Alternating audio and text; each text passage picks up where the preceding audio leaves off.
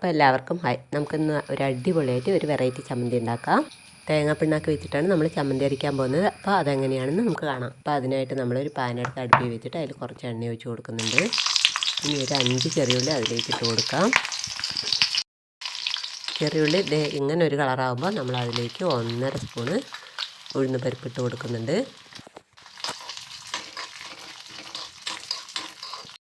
ഉഴുന്ന് പരിപ്പ് ഇതുപോലെ ബ്രൗൺ കളറാകുമ്പോൾ ഇത് കോരിയെടുത്ത് നമ്മൾ മറ്റൊരു പ്ലേറ്റിലേക്ക് മാറ്റുന്നുണ്ട്.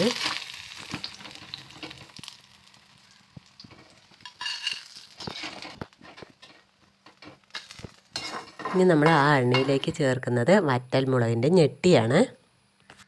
അതുകൂടി നമുക്കൊന്ന് വറുത്ത് കോരിയെടുക്കാം. അപ്പോൾ ഇത് ഒന്ന് നന്നായിട്ട് ചൂടായതായി കഴിയുമ്പോൾ നമുക്ക് കുറച്ച് കറിവേപ്പില ഇട്ട് കൊടുക്കാം.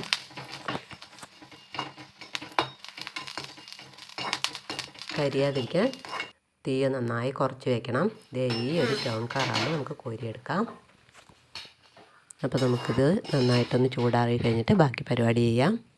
ഇപ്പം നമ്മൾ വറുത്ത് കോരി വെച്ചിരിക്കുന്ന സാധനങ്ങളും എരിവിനായിട്ട് കുറച്ച് പച്ചമുളകും ഒരു ചെറിയ കഷ്ണം ഇഞ്ചിയും വെളുത്തുള്ളിയും കുറച്ച് പുളിയും പിന്നെ തേങ്ങാപ്പിണ്ണാക്കുമാണ് ആവശ്യം. ഒരു 7 പച്ചമുളകാണ് എടുത്തിരിക്കുന്നത്. എരിവിനനുസരിച്ച് കൂട്ടുക കുറച്ച് നിങ്ങൾക്ക് ചെയ്യാം. ഇനി നമുക്ക് വറുത്ത് വെച്ചിരിക്കുന്നതെല്ലാം കൂടി അതിലിട്ട് കൊടുക്കാം.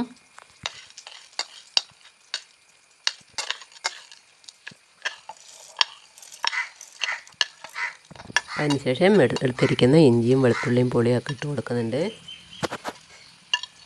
ഇനി നമ്മുടെ തേങ്ങാപ്പിണ്ണാക്ക് ഒന്ന് പൊട്ടിച്ചിട്ട് കൊടുക്കാം നമുക്ക്.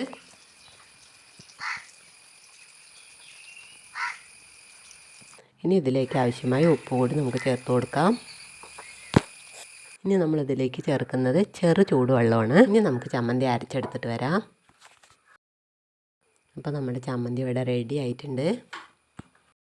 ഈ വീഡിയോ ഇഷ്ടപ്പെട്ടെങ്കിൽ ചാനൽ സബ്സ്ക്രൈബ് ചെയ്യാനും ലൈക്ക് ചെയ്യാനും ഷെയർ ചെയ്യാനും ആരും മറക്കല്ലേ. അവസാനം നമ്മളൊരു ഭംഗിക്ക് വേണ്ടി ചമ്മന്തി ഇതുപോലെ ആക്കി വെക്കുന്നുണ്ട്.